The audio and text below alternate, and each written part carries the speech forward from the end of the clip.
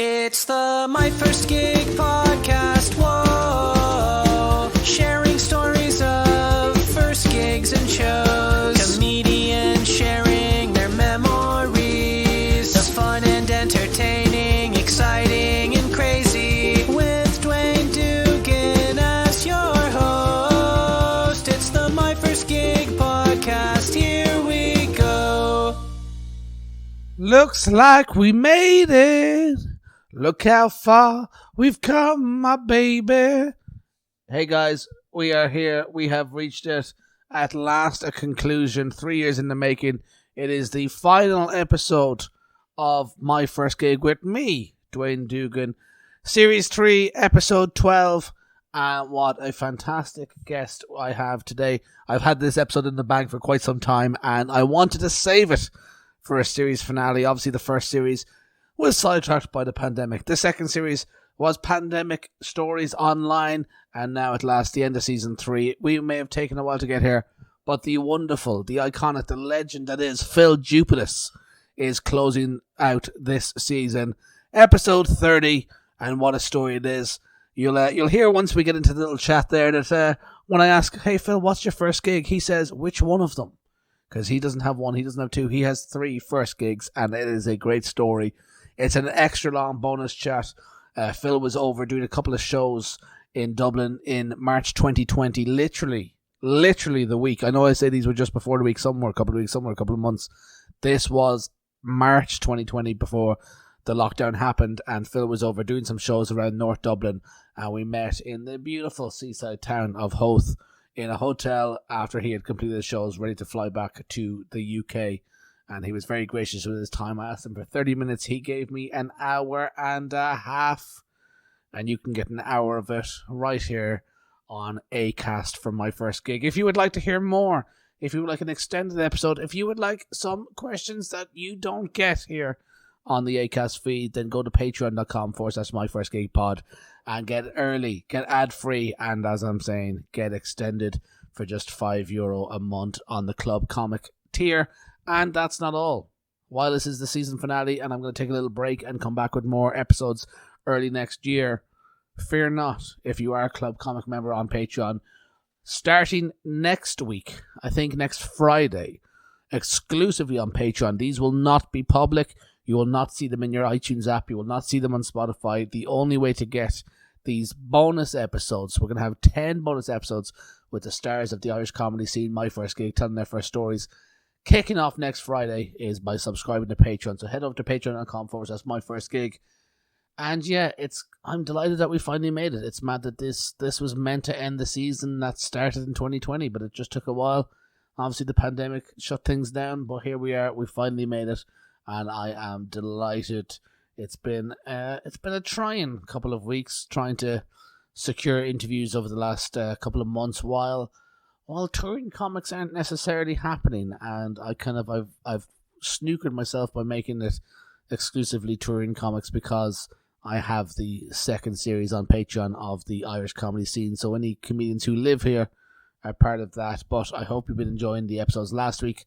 Give it up for the fantastic episode with Kai Humphries. Took me a second to remember, but yes, Kai Humphries, a fantastic comedian, doing great stuff. He's got a couple of big shows over in the stand in the UK, in Glasgow and in Newcastle. His hometown in Newcastle almost sold out. So if you listen to that episode and you enjoyed Kai's stuff, I'm sure you already know, but head on over to thestand.co.uk, buy some tickets. Phill Jupitus, what are we meant to say? I grew up watching Phil on Nevermind the Buzzcocks.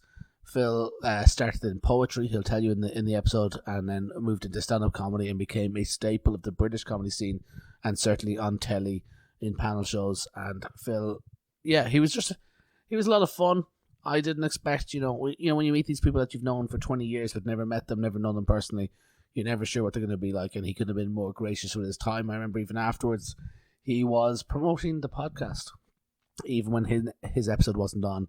So I really appreciate that, and I'm going to feel real awkward this week when I send him a little message saying, hey Phil, your episode's coming out. He went, who the fuck are you? I'm like, we recorded the podcast 2.5 years ago. He's like, I think I remember. So hope you're looking forward to that. Glad to get to the end of the season. It's hard. It is hard. Mother fathers getting these episodes out every single week and getting them, because you think that you're listening on a Wednesday. I'm doing this on a Sunday night, getting them ready for the Patreon subscribers on Monday morning. And you could be one of those people. I don't want to keep flogging the paid channel, but you could be one of those people. Go to patreon.com/myfirstgig and listen to them early, ad-free, and extended. And as I said, you'll get the bonus episodes, 10 bonus episodes that you will not hear unless you are a member of the Patreon feed. I'll promote them on the social media, so if you see them there and you're wondering what's going on, those are those episodes. That's how you get them. But if not, like them. Like the page, follow the page, subscribe, tell a friend, share the stories. If you're enjoying a comedian, if you discovered a comedian that you didn't know before and you're now checking out their work, leave a comment under their tweets, under their videos and say, hey, heard you on My First Gig and now I'm listening here. That means the world, and that helps us spread the name, spread the numbers, and spread the love of My First Gig. It's really fun doing this show, and I'm looking forward to coming back for season 4, and some fun people lined up. Thankfully now, the heavy flow of comedians from the UK and Ireland is happening, and there's some brilliant people visiting Dublin over the next couple of months. So if you are based in Ireland and you see who's coming and you think, God, I wonder if they're on My First Gig, don't wonder. Let them know that you want to hear them on the My First Gig podcast, because no doubt I'll be spamming their emails. So if somebody else says it too, they might think that this is a bit legitimate and not just an excuse for me to go see their gigs for free. But I've been rambling on for too long. How long are we deep into this? Only 6 minutes. I'll do a shorter intro today because, as I said, the episode is over an hour long with Phill, and I don't want to keep you.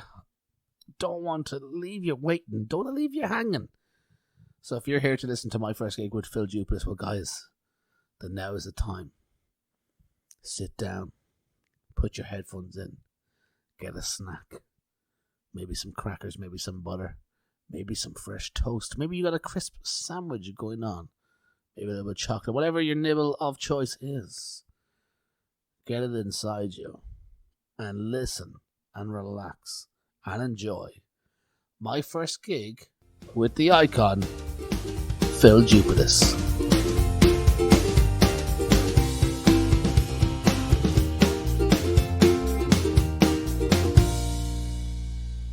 I read that you moved to Scotland recently. Yeah. What's is it a little quiet town like this? It's way smaller than Hove. This is yeah, small.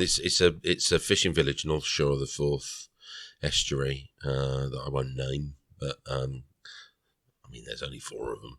Actually, no, I'm just going to do the count now. There's a bunch around the edge of the coast, and I live in one of them anyway. And yeah, population is in the high hundreds. Don't think it touches 1,000. Wow. What prompted that kind of change? Because I imagine you probably were in London for some time. Well, I wasn't London. I lived suburban Essex. That's where I raised my kids. Was a little town called Leigh-on-Sea, which is sort of like the posh end of Southend on the Thames, and I grew up there. And I think, Scotland, I have always loved, ever since I first started coming up to the Fringe and gigging there more regularly. There was a pull that I felt that I couldn't really quantify. I knew that I really liked it there. And then when it became apparent, that my girls had moved away, one of my daughters emigrated. She lives in America with her wife now. And my other daughter, she's in the Midlands. She's doing her own thing as well. And once the kids had gone, we had choices to make. And we couldn't, we had a big old house that we didn't really need, so we kind of traded that in for a small sort of fishing cottage on the coast in Scotland. Yeah, it's quite a departure now, but it's probably a nice change, I'd say. Well, what this has enabled me to do, both geographically and emotionally, and in all manner of other things, it's just a big change, and that adjustment. I think if you make big changes in your life, you kind of, the rest of your life, perforce has to fit in around the changes that you've pushed on yourself. So as a result of moving to Scotland, I'm at university now, so I'm doing a degree in fine art, at the Duncan of Georgenston College of Art and Design at the University of Dundee. So, and I'll be doing that for 4 years. Oh, so it's a full on thing. Oh yeah. yeah. So I'm semi-retired now from these gigs that I've been doing in Ireland. That this is we are talking now in Ireland, and I'm over here. I did for Aidan as a bit of a favour because he wanted to try a couple of rooms out, and he quite likes it. If he can get someone like me that's got a big telly name, then he knows he can fill the room out. You see what it looks like when it's full, and also it's it helps him build relationships with venues and people. So he's an interesting lad to work for, Aidan. I like him a lot. Yeah, and the thing about the scene in Ireland and the audiences in Ireland, they are definitely different from those in the UK. There's much more of a sense of a night out as something we have invested in and we will have a good time, Yeah. rather than a habit thing. Oh, let's just go and see some comedy. Bit shruggy. They're much more. There's a commitment. Yeah, I spent a while in England, and it took me so long to realise that shows start at 8:00 because people will go out, they'll have their dinner, they'll go to the show, and they'll go home. Yeah. Whereas here, shows won't start till 9. Some won't start till 9:30, 10 o'clock. Yeah. Because it's a night out. It is. Yeah. It's a full on. Yeah. You're not going home afterwards. You've got a babysitter. Yeah. There's that odd thing. It's because I'm used to the 8:00. With me, and also it's because with my age, it's like I say to them. I said, look, the earlier you get me on, the better I'm going to be, because after 9:30, I start to get sleepy. So yeah, we kind of reached this kind of sort of compromise time of sort of 8:45. Okay. But the trip and the shows, I guess, then lent itself to the course because you were able to. You spent quite a bit of time in galleries this weekend as well. Yeah, I've been. I think it's when you're in Dublin. It's and I know the thing is I every time I go to the Irish National Gallery, I'm like, oh God, it's just I forget how big it is. I mean, and there's obviously loads of there's stuff that I really want to hit. The Giacometti, there's that beautiful Venetian bead threading painting by John Singer Sargent. There's all of the the Irish abstract, the women Irish abstract painters of the 20s, whose names elude me at the moment, but there's 3 of them in the main galleries. I think it's sort of gallery 16, maybe 17. So if you're going by the numbers, between 15 to 18, they're in there. And the idea that these women, at a time in the 1920s, were going to Paris. If you think about the way, where the position of Irish women in society in the 1920s, how ballsy have you got to be to go to Paris to study abstract art in Irish society in the 1920s? A time of flux for the nation in the wake of 1916, the changes that were going on there societally.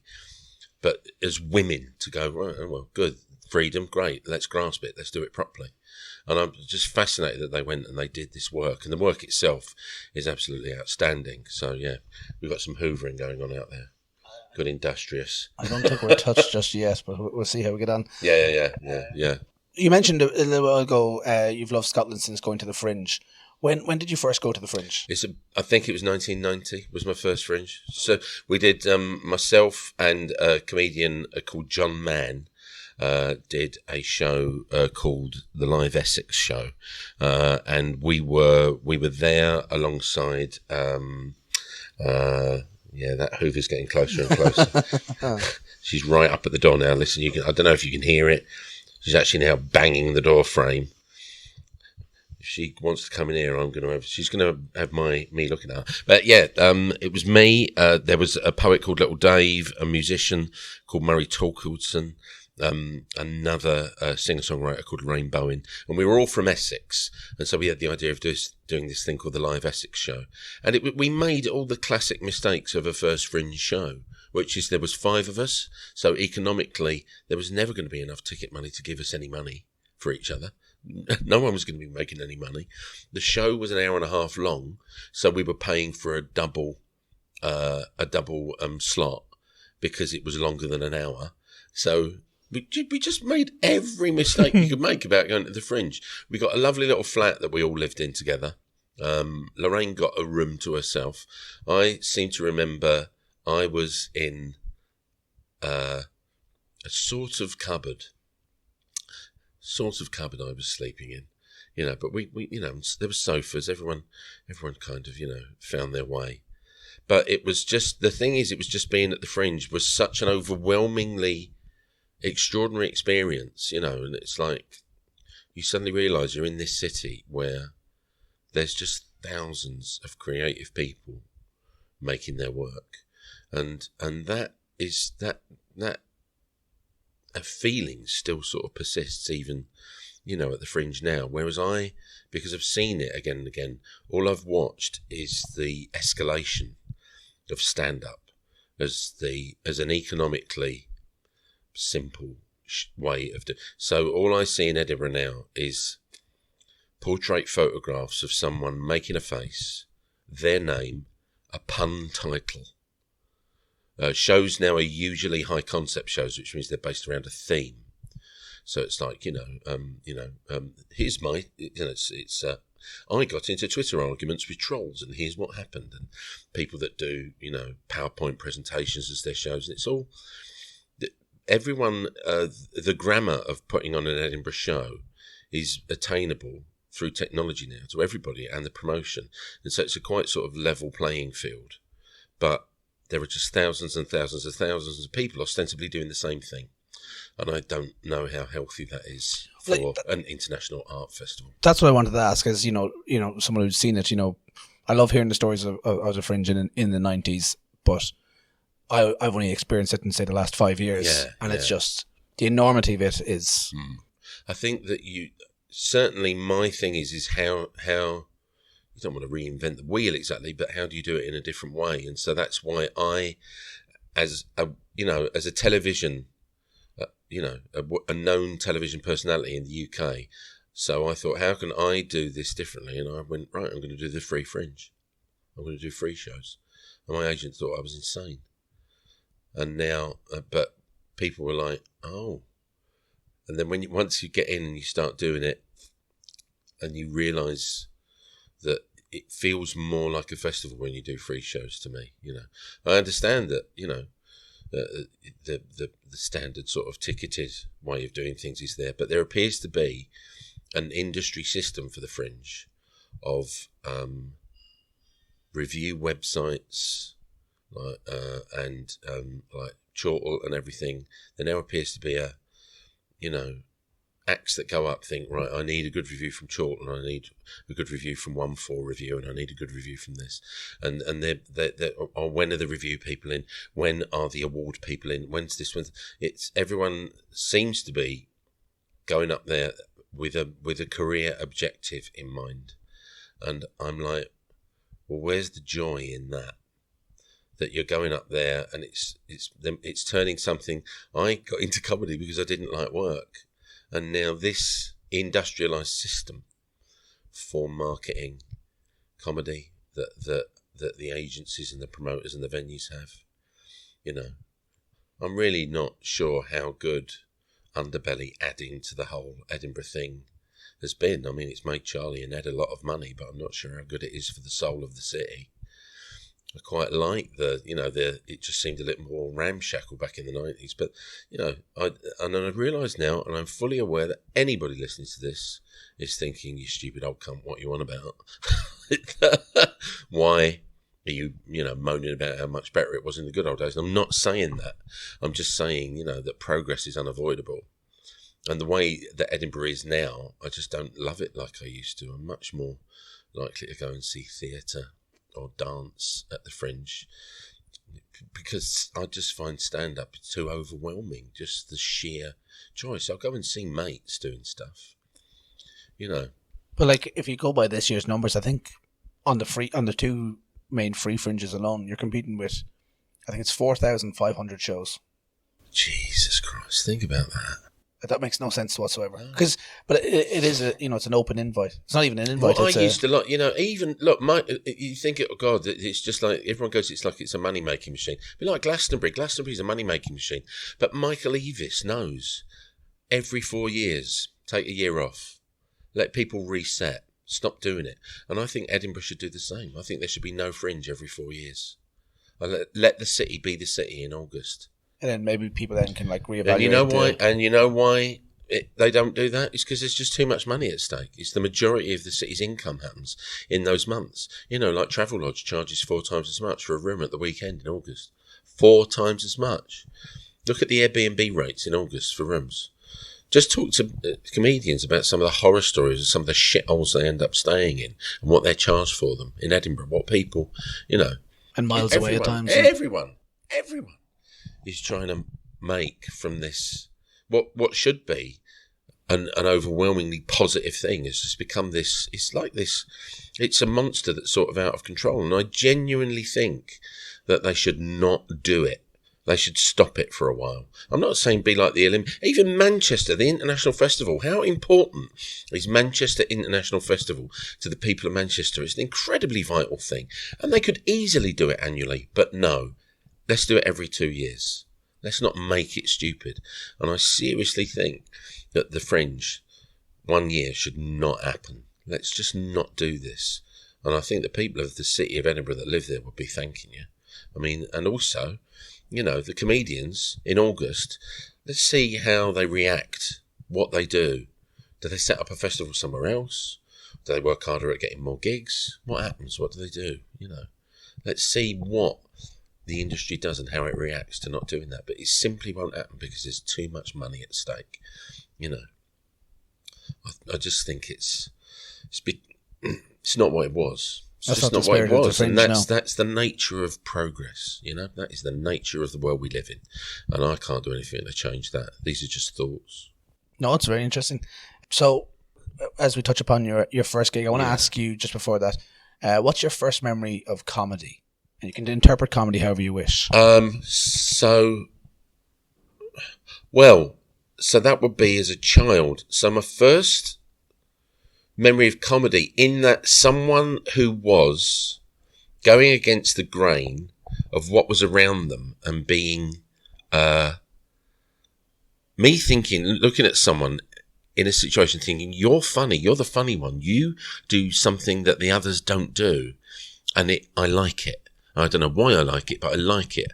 And you're funny. And there was a children's television program in the 1960s in the UK called Play School, which was on every day, and it was for toddlers, basically, for 3 to 6 year olds. It was just this show, and there are a number of different presenters on it. There was a very well known 1960s, 70s actor called Derek Griffiths used to do it. Carol, oh God, what was her name? Who a friend of mine ended up marrying one of them, and her name eludes me. This is what I hate about being in my 50s, because basically the hard drive of my memory just pushes certain things out to make room for new shit. So I can't remember the names of the Play School people. But Johnny Ball, Zoe Ball's dad, Johnny, was a Play School presenter. But there was this guy on Play School called Brian Kent, and he was funny. And I remember talking about him when I was older with mates, and we were fairly sure he was a dopehead. I got to do an Edinburgh show with Brian Kent, strangely, which was about him. He used to be the voiceover of another children's television programme called Trumpton, and we did a show together called Trumpton Tales, where I just interviewed him every day, and the show was different every day because we would just chat about different stuff. We had a basic introduction that was always the same, and then the first sort of 3 questions would be the same, and then I'd go off on a different tangent with him. So I worked with Brian for a while. We very, very sadly died a couple of years ago. He was just an absolutely wonderful man. But a really quirky guy. And so as a kid, I was aware that this guy was different. So that in terms of a human being being funny, Kent was my first exposure to it. And then in terms of people in rooms telling jokes, the paradigm was it's your comedians, it's your Bernard Mannings, your Jimmy Joneses, people with bow ties and dinner jackets saying my mother-in-law, that. So I thought that seems very strictured, very confined. So I wasn't sure how I felt about that. And then my grandfather and grandmother had a couple of long-playing albums by Max Miller, who was a comedian in the 30s and 40s in the UK. Used to do musical, Max. And I used to listen to those albums when I was like 8. And I could hear people laugh, because he was filthy, so I didn't know why they were laughing. But the rhythm of comedy, and again, he's telling jokes. This became the thing, as the more that I listened to it live, it was telling jokes. And then in the mid-70s, I was, I think, maybe 13, maybe 14. So this would have been 75, 76. Steve Martin was on the British BBC chat show Parkinson. And this guy comes on with the rabbit ears and the banjo, and he's doing this stuff. And then he sits down with Parkinson and gets some scissors out and cuts Parkinson's tie off during the interview. And he's silly and he's daft and he's big and he's rock and roll and he's and I'd never seen anything like it in my life. Clive James was being interviewed on the show as well, and Clive James was just pissing himself. Michael Parkinson was not enjoying it, and I'll never forget it. And then completely by accident, within 6 months of me seeing this guy who I'd never heard of, who he was plugging the film The Jerk, I was in a record shop in Basildon, and in the bargain basement bin I found the 2 albums, Comedy Is Not Pretty and Wild and Crazy Guy by Steve Martin. And I bought those albums and I wore those fuckers out. I absolutely wore those albums out. So that was, in terms of sort of comedy towards stand-up, that was what I was kind of exposed to. But comedy in general, being British, it's situation comedy, it's characters, it's Dad's Army, or it's the big variety show. So it's 2 Ronnies, it's Morecambe and Wise. Morecambe and Wise owned comedy. And then sort of as I was a kid, the kind of alternative side of it was your Oxbridge lot, was your Pythons, was your Beyond the Fringe and your Monty Python kind of posh boy comedy. And it was, let's not be in any way, there weren't any women doing comedy in the 70s. There simply weren't, even though there were. They were invisible. So it was just, it was Morecambe and Wise, it was the 2 Ronnies, it was the Pythons, who had Carol Cleveland come along. I should have called her Carol Cleavage, because that seemed to be what they put her on in sketches for. She seemed to be so marginalised, it was unbelievable, But, yeah. So the Pythons were along, and then things like 40 Towers happened. And so the evolutions, stuff was changing as I was growing up. And then, so when I was in my late teens, that was when alternative comedy started. So that's the comic strip then. So that is Alexi and things that people like Rowan Atkinson as well. So the posh side of it, Rowan Atkinson was, exploding at the same time as Alexi Sale and Rick and Aid and French and Saunders. And so I remember that as being a kind of, that there's change in the air, that something is happening. I went to see Alexi Sale when I was 18 in Basildon. That was the first actual stand-up gig I went to, because I went to see Rowan Atkinson just before live, and that was much more like a theatre show. That was it was very well crafted and really brilliant, but it was definitely this is something different from Alexi was doing stand-up. And then came up the end and did Mr. Sweary, and I've never seen anything like that in my life. Genuinely never seen anything like that in my life. When your kind of jaw drops and you're watching this guy just using 4-letter words, but screaming them in a rhythm and a pace. Fuck, you can't. And it to the point where it's like, what is this funny? And then it keeps doing it until it becomes funny, and it goes around the corner again until it stops being funny. It was just like, it's just a complete eye opener. It was just insane.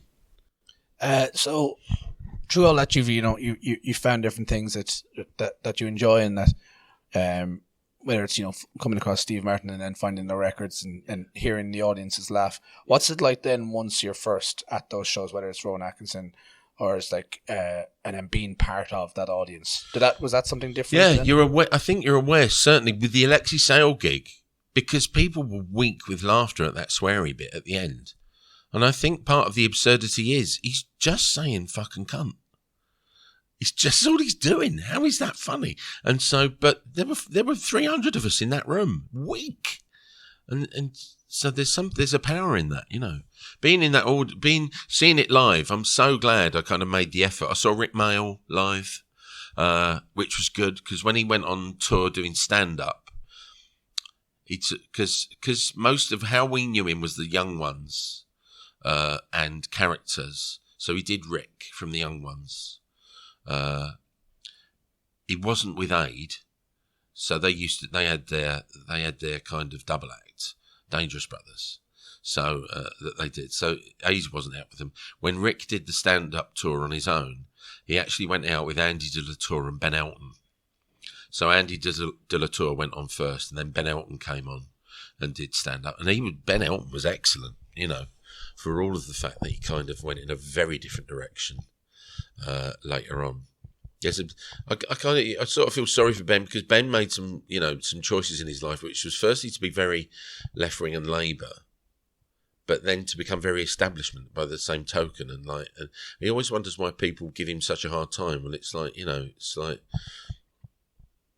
people just didn't like the fact that he's working with one of the biggest Tories in entertainment, Andrew Lloyd Webber, and people just don't like that. It just felt, and it's you can't be kind of street political and then suddenly you've got Robert De Niro's money and Mr. Conservative. It seemed like the weirdest thing when he did the book for We Will Rock You. It was everyone was a bit sort of what. But I thought he had I remember I met him in the street. Round about the time, just after We Will Rock You had been running for a while, and it got terrible reviews, but it was incredibly successful. Who cares about the terrible reviews? If you're a success, the crowds loved it. And that's it. He knew what people liked. He's such a good writer. I went to see a few of his plays. And they were, he's great at plot. I read his early novels. The man knows plot. The man knows writing. He's a great writer. But he was always, you couldn't bear the fact that other comedians didn't like him.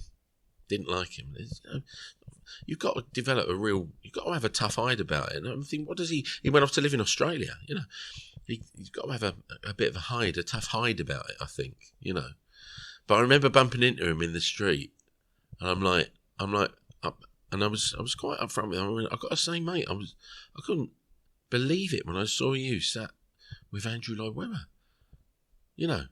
I saw you. The last time I saw you live was, the 1987 election, which was, touch and go. He was doing a benefit at a marginal in Greenwich, and he was unbelievable. He's really good, really angry, vitriolic stuff about what the Tories were up to back in the 80s. He was fabulous. And I'm like, I couldn't square it with you sitting next to Andrew Lloyd Webber. What's this all about? And his words to me were, well, Phil, sometimes we've all got to pay the piper. And I'm like, what does that mean? It's riddles. Yeah. But I gigged with him a couple of times, and technically as a live stand-up, he was really good, But I didn't like what he did on telly as much as I did seeing him live. On telly, you could tell he was holding back so that he could say things on telly. He was just mitigating his language and his rhythm, and so I thought on television he was a weak stand-up, but live, I saw him. I'm trying to think. Gig with him once. Saw him twice. The two times I saw him, And in fact, that time I gigged with him, he was excellent. I want to move on to your first gig now. Yeah. But I know you probably have two. Is it? Well, I've been trying. I've been thinking of that. I mean, there were three. Okay. But the thing is there's the third. I can't work out when it exactly was, but I know there was a third one. But yeah, we'll get to that. What would you consider your first gig? Would it be those poetry sessions? Yeah, or, yeah, definitely. First gig was definitely the poetry, and how that came about was in and of itself was sort of quite strange. So I, before I was performing, I was a cartoonist. I was an illustrator, and I used to do stuff for music fanzines in the UK. So the fanzines were the independently produced little magazines that fans would make themselves, where they would, use as an excuse to talk to their favourite bands, and that were an alternative to, like the Melody Maker and Sounds and the NME, and Record Mirror and all that. So they were just basically a kind of underground, self-produced music magazines, but they also incorporated football. I know a lot of them used to talk about football. Certainly, Richard Edwards, who did, it was Out on the Floor. He used to talk about Colchester United, in Out on the Floor. I know that Nick Taylor, who did New Youth in Hull, he used to write about Hull City on the back of every issue. So it was sport, it was football, and at the time it was also, the ranting poets were in the ascendancy in the early 80s, and so people like Attila the Stockbroker and Jules Denby and Stephen Wells, they were all doing gigs, and so they provided good copy for these fanzines. They were great supporters and advocates. And to be honest, a lot of the poets were making their own fanzines as well. Swells, Stephen Wells did one called Attack on Bazag. Jules Denby did one. I know she did her own fanzine that was mostly her artwork and poems. And Attila did one called Tirana Thrash. So there was also a poet called the Big J. She did a fanzine out of Peterborough where she lived. There was, so there was a scene that required content, and so they could write till the cows came home. They could do all their own editorial stuff. But and as I read fanzines, I realised that for their artwork and their visual content, they were nicking stuff out of comics and magazines in a sort of collage style. They would nick other people's cartoons, or And I thought, well, why don't I do cartoons for these fanzines? And so I started drawing stuff, and I met Nick Taylor, who did New Youth, and I started sending him cartoons, and he loved them, and he started using them in New Youth. And what happened was Attila the Stockbroker saw my cartoons in Nick Taylor's fanzine, and then he asked Nick Taylor for my address, and he sent me a letter, Attila the Stockbroker, saying, I really like your drawings. I've got a book of poetry coming out, and I think I'd quite like you to illustrate it for me. Can we meet? And I was quite excited by this because I was a big fan of Attila's. This was unbelievable to me. I was so excited. And so it was, I'm pretty sure, so it's definitely 1983, and I think it was August or September 1983, the late summer 1983. Attila says, I'm doing a gig in West London in the Portobello Road. Why don't you come along and we'll have a chat about doing it? Can you bring some of your drawings for me to have a look at? And so me and a few mates, I said, I'm going to see Attila do a gig. Why don't we go to the gig? I've got to have a meeting with him as well. And then we'll see the gig, and then we can all come home. And so my mates, Lorraine and Liz and Gary, all came with me. And we went to this pub in the Portobello Road, and I met Attila. And we sit down, and I say, hello, I'm Porky. And he went, oh, I'm John. And we had a chat. And he said, so have you got some drawings? And I went, oh, yeah, I've got. And I gave him a folder, like an envelope folder. and it had the drawings in it. But I used to keep everything in the folder that I did creatively. So all the drawings are in there, but also there were. I'd started writing poetry. I'd been writing poems, and there were a few poems at the bottom of the pile. And so he's going through the drawings, looking at them, laughing, go, "These guys, yeah. I like this, you know." And then he gets to the bottom of the pile, and he finds a poem. And he's reading it, and I went, "Oh no, that's nothing. There's no more drawings now. That's it." He went, "No, wait a minute." And he reads one, and then he reads the next one, and then he goes, "You're going to do these tonight before my gig." And I'm like, "What?" He went, "You're going to go up tonight before me and do these 2 poems." And I was like, "No, I can't." He went, "Yeah, you're getting up and doing them." And he was like, "How do you want me to introduce you?" And so my nickname with my mates, and it had been for like 4 years, had been Porky, always had been. And I used to sign my artwork Porky. It was just like, and it was partially sort of a tribute. There's a guy called George Peckham who, George Peckham was a record cutter. So when you made an album, George Peckham was the guy that actually made the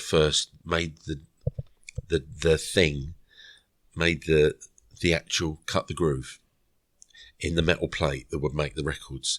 And you can always, now anyone that's listening to this podcast, get your old vinyl albums out and look at the inner groove, particularly anything from the 80s, 70s that you bought, anything, or maybe your mum and dad's record collection, and dig it out and have a look. And on the run out groove, he used to write a Porky Prime cut, scratch it into the vinyl on the inside run out groove. So I've got loads at home with that on them, because this guy George Porky Peckham used to do it. And so partially is a bit of a, I thought Porky's a really good kind of working name. I like that. So that's why I used to sign my art Porky. And so he said, "Well, how do you want me to introduce you?" And on the spot, I just went, "Porky the Poet." And that was it. So that's how the working name came about.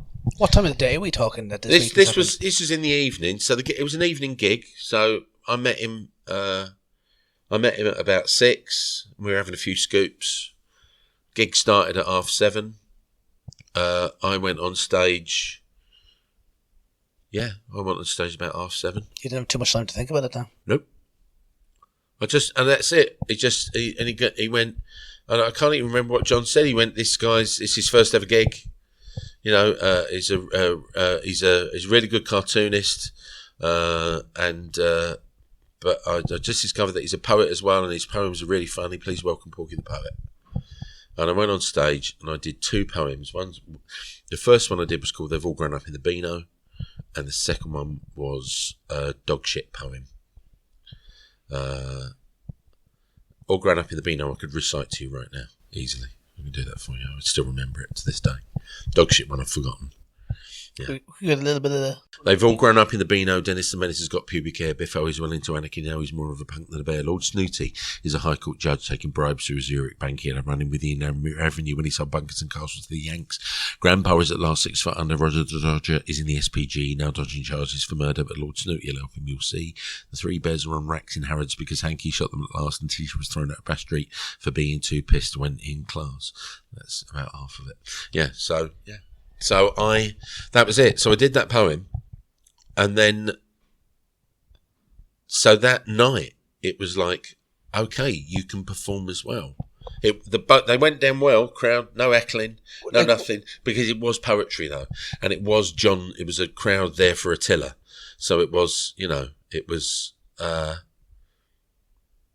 so they were kind of predisposed to listening to poetry, I suppose. Were you, had you experienced poetry performance before? I mean, I might have read them out at school. I mean, I assume I did at some time, I used to like writing long story style poems. I remember that I enjoyed that. I mean, I was a washout at school because, particularly at big school, because at little school, you can be fascinating and individual, and the teachers will indulge you, and the other kids, they don't see anything different. But when you get to big school, if you try to be different, then your students around you are like, what the fuck are you doing that for? Take the piss out of me. And suddenly life gets harder. And so I was a sort of like a top dog at junior school, and then I went to big school, died on my fucking arse because they didn't want to know about the fact that I was good at doing silly voices. I was always asked to do things in school plays at little school. I remember one of my teachers did songs from the musical Oliver, did a little school concert, and she said, you do that funny voice. She said, could you be like a Victorian chimney sweep? And she got me to compare her gig when I was 7. And I'm like, but I was so ballsy when I was like, oh yeah, that sounds like a laugh. Yeah, I'll do that. I'm like, and I remember ad-libbing. So she gave me things to say before the songs, but I remember definitely ad-libbing and getting a laugh when I was 7. So I think it's just, that's all it is if you're a bit of a show-off as a kid. Now that can either be, it's the way in which it's done. It wasn't, I enjoyed it and I felt it was fun to do it, but all that had been beaten out of me by being at school. And I did a few school plays, but I quite like the anonymity, the kind of the flat sort of, you're just doing a play, you go up, you do a little bow, and that's it. You've said your piece, and that's it. I did a few. We did Journey's End, we did Man for All Seasons. So I used to like acting at school, but generally performing, I just wasn't into as an idea. So, and then so 83. I was 21. I was 21 when I did my first gig. But it's apparent from hearing that bit that you did, there's comedy in it. Yeah. It's very much, Yes, well, this is it. I mean, the thing is that you have to understand at that point, I'd seen a lot of performance poets. I'd seen Ivor Cutler. I was a big fan of Ivor Cutler. I'd seen Attila a lot. I saw John Cooper Clarke was the first performance poet I saw. I saw John Cooper Clarke opening for Susie and the Banshees at Chelmsford Odeon. And that was a complete game changer for because that was a thing of the time, whether it was poetry or comedy, you'd go on before bands. Yeah. That was it. And which was basically what I then went on to do. The thing is, a poet doesn't need a sound check. Poet doesn't have a load of equipment.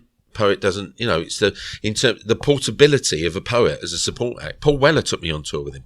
I went on tour with the Style Council in 1987, because, and it was literally because his crew said, let's take Porky because we don't have to do any work. And even Paul's dad, John Weller, it was like, yeah, that's a really good idea. Nice, easy. Then we sound check. We don't have to bother with another band sound check. That's great. Less work. And so I did that. I did a tour with Billy Bragg. Billy took me out on the road with him. I mean, Billy was sort of the reason that I wouldn't be sat here talking to you if it wasn't for Billy Bragg, because the thing is that I didn't know how to get more work. I didn't know what to do. Is that what lends up to the going from the poetry to the comedy? Like, what well, I think what happened was, and it was interesting because so I was performing and I started doing the poetry. I did So if you think it was what we're saying, 1983, in that August 1983 was my first gig. I met Billy Bragg on the 8th of March 1984. So here's another first gig. My first paid gig would have been November 1983, and that was at the University of Sussex, opening for the Piranhas in a club called the Crypt, and I got 20 quid. That was my first paid gig, and it was my first solo 20-minute set. So that's the second first gig. That was the first gig I got paid for. When you say 20-minute set, then what are you doing? Is that still poetry? Poems, just poems. Yeah. So I had easily 40 minutes of poems to perform, but I did, I did them. I just picked my favourites and did that. They were some were political, most were just jokey ones. Lots of them were stories. But like when you say that, like they're stories, they're jokes. Yeah. And you go home, you write them. Yeah. You take them, you perform them. Yeah. Like, what's the difference? Is there a defining difference then between that and the, say, stand-up comedy? Well, what happened is so this is sort of what I was getting to is that you'd introduce the poem and you'd tell a little story about. So this next one I'm going to do. So it's you go on. You generally just do the first poem, introduce it. This one's called Bang. Do the poem, and then hello, I'm Porky the Poet. La di da di da. Chat chat chat. This next poem. Chat chat chat chat chat chat chat. Do the poem, and so that was what the gig was. Just poems with a bit of chat between. And I did a gig at the University of Leeds in 1980, late 1980, early. Well, this is more like 86 now, I suppose. Yeah, 86 before. Yeah. Maybe late 85, 86. I did a gig at Leeds University opening for a band called Surfing Dave and the Absent Legends. And my James Brown, not that one, James Brown, who worked at the NME and ran, he did a fanzine of his own. He was Attack on Bazag. Yeah, that was Attack on Bazag, which James Brown's fanzine. And Swells' fanzine, I said, was Attack on Bazag earlier. It wasn't. James Brown's fanzine was Attack on Bazag. Stephen Wells' fanzine was called Molotov Comics. Right, there we are. So, Attack on Bazag fanzine. And James was a mate, and he came to the gig. And I was staying at his house in Leeds, where he lived with his mum and dad. And after the gig, we're sat in his kitchen drinking cider. And he said to me, he said, you do know that the chat between the poems is now much funnier than the poems, don't you? And I'm like, what?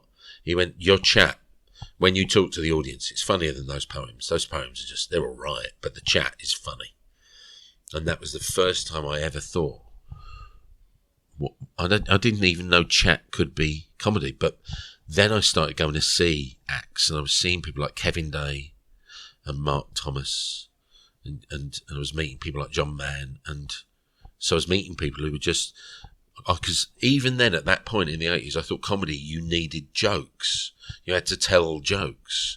And I didn't realise it could be just bullshitty narrative storytelling. And I suppose through seeing like Alexis Sale and then seeing more and more people who were doing a less structured form of being a comedian, you know. And that is it. And so I started then in the late 80s transitioning basically from poet to stand-up. And it was in about 89, I thought, because the thing is, I was trying to get gigs. I was a really good poet and a really good performer. But if you go to a comedy gig, I remember phoning the Comedy Store, trying to get an open spot, speaking to Kim Kinney. And again, another one of the men, I would not be talking to you now if it wasn't for Kim Kinney, the late Kim Kinney. An absolute, you know, launched the career of so many comedians in the UK, that man, giving them a proper shout at the store, giving them their chance. And Kim, I remember phoning the Comedy Store. Kevin Day gave me the phone number of the Comedy Store and said, call and ask Kim for an open spot. And I remember the phone ringing up. Comedy Store. And I'm like, hello, can I speak to Kim Kinney, please? Yes, Kim.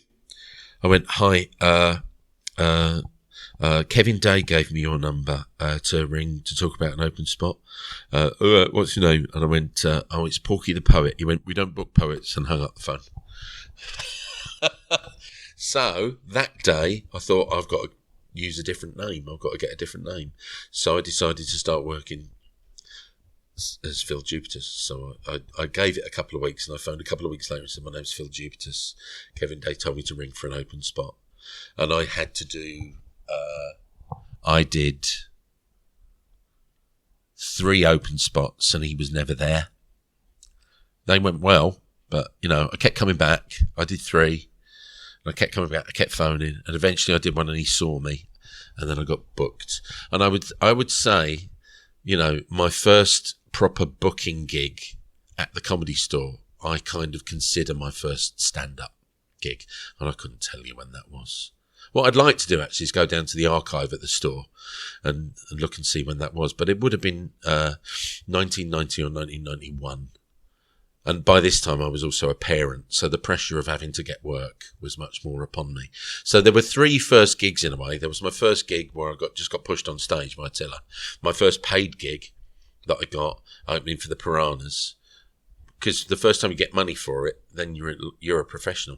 And then, so that was the first professional poetry gig and the first professional stand-up gig. I always consider the Comedy Store because that's like the National Theatre of Comedy. That's the place, you know. And yeah. So yeah, I've got 3 first gigs. Just briefly about the transition. Do you consciously when you're told, oh, it's the chat between, is funny. Yeah. Are you preparing that chat? So what I do is because I've never written stand up. I can write poems. That's what I love about poems. And the funny thing is even now, all of my good stand up comes out of chat before poems. So at the Edinburgh Fringe I've done 5, 6 poetry shows at the Edinburgh Fringe, at the Free Fringe. So I always do the poetry at the Free Fringe, and it always fills out, and people always come and see it. And I am still to this day developing stand-up ideas in the chat between the poems. There's still stand-up ideas are emerging when I'm kind of chatting between poems on stage, because I'm very loose now, I'm very confident. The problem is now, is being 57, is that in the old days, I'd like say something funny before a poem and remember it and do it again. And literally, I'm just forgetting shit now. I used to, the other way of generating material that was really useful to me, and again, I've got to thank Lee Evans, one of my most successful bits when I started as a stand-up used to be a routine I did about why Britain never went to the moon.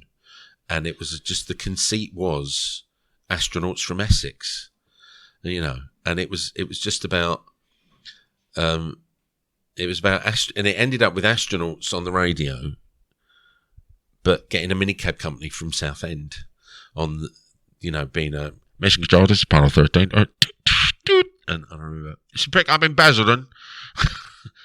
Don't fuck me about Dave. I remember it was that, and that bit came about because I was doing a gig, and Lee Evans was always late for gigs, and I was the compere at this gig, and the promoters at the side of the stage going, he's not here, keep going. He's not here, keep going. And so I was on stage for 25 minutes just bullshitting and chatting with the audience, waiting for Lee, and I came up with that Apollo 12, Apollo 11 bit, Essex Apollo 11. I can't even remember what I called it on stage. And that was a bit of material that kind of, if you do a good bit of material and you're doing it at clubs, it'll last you a year, a good bit of material, you know. And, so I've got Lee to thank for that, you know. Is that how you always did it once you started out? Yeah, I would generate ideas on stage through improvisation. And so the thing is what was really good for me was that I emceed a lot, and I was very loose in improvisation as an MC, and so was constantly writing stuff. I remember Stan Nelson used to be the stage manager at the Comedy Store. Certainly in the years I was there, it was Stan. It was Ali Day, Kevin Day's wife, used to be the stage manager at the store, and then she moved on. I mean, she's still stage managing now. She's a remarkable woman. And in fact, it was Ali that got me my open spots with Kim, because when Kim wasn't answering phone calls, Ali would say, "Oh, come and do it, open spots." So again, Ali Day is one of the reasons I'm sat here. Stan Nelson. I remember Stan Nelson. He used to watch me comparing at the Comedy Store sort of week after week. And I remember him saying to me once, he went, "You burn more good material than any other act I've ever seen at this gig." He goes, "There's stuff that you do one night and I never see it again. That he said that you could build a complete set around." And he goes, "What the fuck are you doing?" And it's like, and I never really cared. I always liked the fact, if you've got like a sort of improvisational nature, I love the fact that you say something amazing and it never happens again. There's something kind of nice about that, you know. Whereas now, you know, acts, you know, you've got that bit there, you've got a phone there, you can just record everything. So now acts just record every gig that they do, and if they say something new, then it gets written down. And certainly when I'm developing a new show, I use the record and redo method. You know, it's interesting. I did a whole tour of improvised where I played 3 different characters, and I always remember if I came up with something funny, like at one gig, I'd always try and bring it back at the next gig, and it never worked as well. Second time out, it's never as good. There's an energy. When you're thinking of a comedy idea on stage, live, it's got a life to it. But it never has second time out. It really doesn't. And you have to, that's something that I quite like. I like the fact that moments happen in a gig that are never going to happen again. I like that. It gives... And the audience can tell as well, because there's always a different laughter. Yeah. I mean, I know there's something that I said last night that we got very giddy about last night on stage. I was here at Hoth, and I can't remember it now for the life of me. And it just became... There was about 3 minutes of the gig where I started talking about something locally. No, I remember what it was. It's like so I'm chatting to them, and I said, so I've moved to Scotland. And I live right near the sea, and I mean, obviously we're at Hoth now. So, does anybody live near the sea?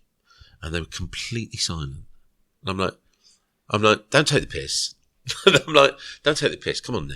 I'm like, we live right by the sea. Some of you must live near the sea. Silence. And I'm like, look, I know I'm asking you questions, but if you answer me, it's not fucking collaboration. I said, are the fucking counselling? What's going on? Is this a raw thing? You don't fucking answer questions if it's a tan asking a question. And then I got into that, and it became a big sort of thing, and I started, don't answer the fucking questions. You don't want you fucking informer bastard. Don't you tell him if we lived in the fucking sea. And I got into all that, and it just belongs to that gig, that moment, you know. I love that. I used to love that. And that's the bit that people will be telling today. But that is it. The thing is, and I always remember, Mark Lamar was one of my favourite stand-ups, and he was always, because he was very talking to the audience about things. He used to talk to his audience a lot. His live video, if you get Mark Lamar's live video, I think it's called something like 5 Million Mark Lamar Fans Can't Be Wrong. It's based on that Elvis album with the gold suit on the cover. And you can only get it on VHS. If you can get that Mark Lamar live video, there was a guy in the front row with a neck brace, and that is what most of the video is about. He did not put that man in there. The guy was just there. And it's very, very funny. But, you know, I remember... You know, his agent going, why did you go on a bloke with a fucking neck brace? Why did you? And it's like, well, he was there, and it was like, so. But I'd seen him elsewhere on that tour. There's no neck brace bloke. It was really, really funny. But where's the neck brace bloke? You know, it's just like, just one of those things. Mm. If we can, well, a final question. Yeah. Let's do gig 3, Comedy Store. Yeah. Before you go on, and this is the reflective piece now. Yeah. If you could pull yourself to one side right before, 5 minutes before you're going on stage, and today give yourself, what, you say 1990, what would you say in your ear today looking back? Record them. Record them. Because genuinely, you know, I think that I've spunked about 4 really good 1-hour shows at the wall over the last 35 years. You know, I could have had. The thing is, I think I've had a less successful, in terms of, you know, when I look at my contemporaries that have gone on and they end up, when I see mates that go out on tour and they finish their tour at Hammersmith Apollo and they do a night at Hammersmith Apollo on their own, I'd love to have done that. I never did. I've done live at the Apollo. I've played the Apollo loads, but I never got to that level. You know, I'm at this kind of sort of 200 people will come and see me anywhere I go. I never, you know, I was on Buzzcocks. It's one of the most popular comedy shows in the UK for 18 years. And I never turned that into, you know, live gig success. I was still a good live performer, but I didn't. Bigger venues. I didn't follow the prescribed trajectory because I was too busy doing other things. I was always very distracted by something. If I'd not done it before, that's how, you know, for fuck's sake, I've done, you know, I was Edna Turnblad in Hairspray in the West End. I was dressed up as a woman for money for 3 months. I launched the breakfast show on BBC 6 Music. You know, I did that for 5 years. That's another great regret. I think what I'd have said him, no, right, here's what I'd have said in my ear: never stop doing stand-up. I've stopped doing stand-up. In the last 35 years, I would say 12 of those years I've done no stand-up. I stopped doing it. Just stopped. I should not have stopped doing stand-up. Should always have done stand-up. And I should have kept doing the Comedy Store. I should have always done the Comedy Store at least once every 2 months. Go back and do the Comedy Store, even if it's just a Thursday night. Never use that ability to do a really tight 20. Because now, if you put me on the Comedy Store now, do a 20, I don't know, I'm a fucking arse, because it takes me 20 minutes to remember what way to face. When I do my live gigs, I know that I've got an hour to slowly build a relationship and a rapport with the audience. Whereas, I'm just a slow and more laconic old man performer, Whereas the ability to do a really good 20-minute set at the store, most of my mates I know kept doing that. I wish I kept doing that. I miss that. There's something about the camaraderie backstage at the Comedy Store. Some of the greatest nights of my life were in that dressing room. Just sat there laughing. And the thing is when I think about when we started our scene of comedians, when I started me and my lot. My contemporaries who started doing stand-up at the same time as me, like Eddie Izzard, Joe Brand, Mark Thomas, Kevin Day, Jack D started at the same time as me. So Jack, trying to think who else, because there was a little generation before, and I'm just all the people that I started about at the same time as. So it's Jack, Joe Brand, Mark Thomas. That's definite. Harry Hill started after me. I remember Harry coming along. I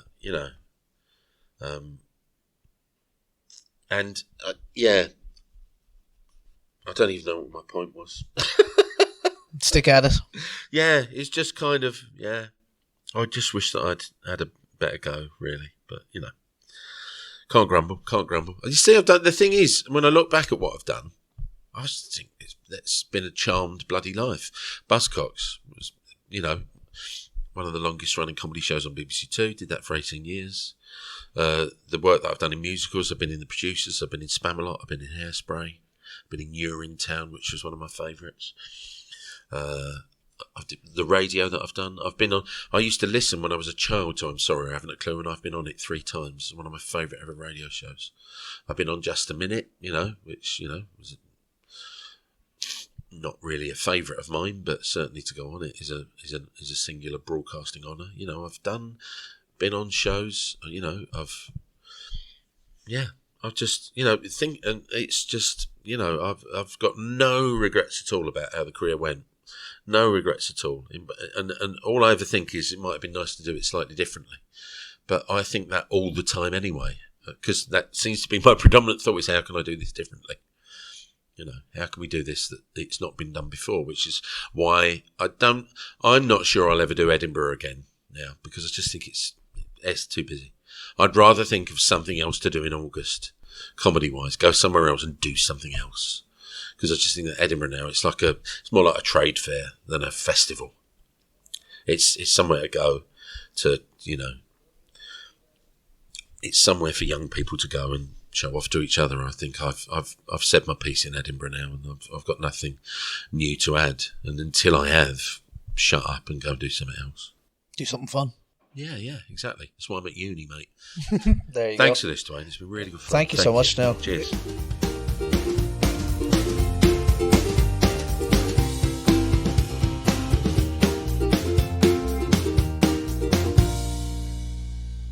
And there we go, folks. That was Phill Jupitus on my first gig. An amazing episode. I think you can agree. If you're still listening now, an amazing episode. There's that moment in the interview when I just say, "Oh, do you remember any of it?" And he doesn't even say yes. He doesn't even say, "Oh, I know it word for word." He doesn't say, "Will I recite some for you now?" I go, "Hey, do you remember any of that first poem?" Bang. And he recites the whole thing. And I'm just sitting there. I remember we were in a conference room of his hotel that he was staying in, and you can actually hear a little bit of doors opening just as that happens. A guy came in trying to drag a Hoover out, and we're in this huge conference room that probably sits at any time 200-300 people, and it's just me and him on a desk that he dragged over. He was very much going, no, we're sitting down, we're getting comfy, this room is ours now. And I'm glad for that, because that's not the kind of bravado that I have. I'm a little shy boy. It doesn't work for me. But guys, if you enjoyed Phill Jupitus on My First Gig, then head over to Instagram. Let him know. That's where he lives these days. He's not a Twitter boy, he's an Instagram boy, and he's studying art in Scotland. And he was over here studying some art. And you're never too old, never too young to get into these new avenues in your life. But that's where he lives now, sharing a lot of art, but he still shares a lot of comedy, so it's no hassle if you share with him that you enjoyed hearing them on My First Gig. As I said at the start of the show, if you want to hear these episodes early, ad-free and extended, go to patreon.com/myfirstgigpod. If you are sick to your stomach that these episodes are going to be gone for the next 2 months, there's going to be no new episodes until 2023, and you go, oh God, why? Where am I going to get my new podcast? And go to Patreon, subscribe to the Club Comic tier, and you will get bonus episodes every single Friday for 10 weeks. You think this series has been long? That's 10 weeks is what? If we're in the end of November now, 10 weeks is going to take us until February. Like, think of February 2023, and you could have episodes every single week until February 2023 if you subscribe to patreon.com/myfirstgigpod, the stars of the Irish comedy scene. And at the end of these episodes, I usually let you know who's on next week, but I don't know. Who's the start of episode 4 or season 4? I don't know, guys, but I will tell you, kicking off the stars of the Irish comedy scene exclusively on Patreon is the amazing Jim Elliott. Now, that's a bit of a loophole. Jim Elliott is from Washington, D.C., my friend, as he likes to say, but Jim Elliott has been performing comedy here in Dublin for the last 10, 12 years, and a fantastic story about his first ever gig. I just realised now, he was telling some story. Look, yeah, he goes in, car park, shooting, bit of a weird story, but if those two things don't sound like your first ever comedy gig, well, it sounds exactly like Jim Elliott's first comedy gig, so go subscribe and listen to those, and tell your friends, hey, do you like comedy? Do you like all these famous faces? Well, go listen to My First Gig with me, Dwayne Dugan. You can follow me on all social medias at Dwayne Dugan. If you are in Dublin, if you're in Ireland and you want some comedy in your life, go to Cherry Comedy at Whelan's every single Monday night in Whelan's off Wexford Street. Guys, how do I close out a season other than say thank you so much for tuning in? The response has been great since we swapped to Acast, because did you not know this podcast is powered by the beautiful folks at Acast? Obviously, you can get your podcast wherever you choose, Apple, Spotify, Stitcher. But if you listen on Acast, oh baby, is it not clearer? Oh baby, is it not smoother? Oh baby, do we not just feel a little bit more special? I know I do. Hope you don't mind the ads at the top, the bottom, and the middle of this show. If you do hear the ads, please don't skip them. Listen to them. Every little second that you listen kicks back a little bit of dosh to My First Gig and lets me, I was going to say, helps get more podcasts. These podcasts are free. I just really just email comedians and hope that they're bored in Dublin and they've got nothing to do because they didn't bring any of their loved ones with them. Any money you give is going to go to my white chocolate Oreo addiction. Okay? If you're okay with that, I'll keep doing these podcasts. Thank you so much for joining me for season 3 of My First Gig. 30 episodes in the bank. Didn't think we'd get this far, certainly with the pandemic putting it all on a hold. But if you have had fun, if you haven't, even if this is your first one and you're just here for Phil, go back, guys. Go back, go to Spotify, go to Apple. As I said, go to Acast Plus, and you can hear all the episodes with James Acaster. You can hear the episodes with Ardal O'Hanlon, Reginald D. Hunter. Are you watching I'm a Celebrity right now? Yeah? You're enjoying the antics of Sean Walsh? Go listen to Sean Walsh on My First Gig before he had the Strictly Come Dancing Kissing scandal. Don't mind that. We don't talk about it. It didn't exist back then. All of the episodes, Todd Barry, Joe Lycett. Are you watching the World Cup? Are you boycotting the World Cup? Did you see Joe Lycett threaten to set fire to €10,000 in response to David Beckham taking all those millions from the Qatari people? Then yeah. You want to hear James Joe Lycett's first gig? Oh, guys, I've made too many mistakes and I'm clearly not going to edit these little mistakes out. So look, that's my time to go. Go back and listen to all those episodes. They're on YouTube, they're on iTunes, they're on Stitcher, they're on Spotify, and most importantly, they are on Acast. Exclusive episodes coming next Friday to patreon.com/myfirstgig. Until then, I will see you in 2023. Happy Christmas, happy year.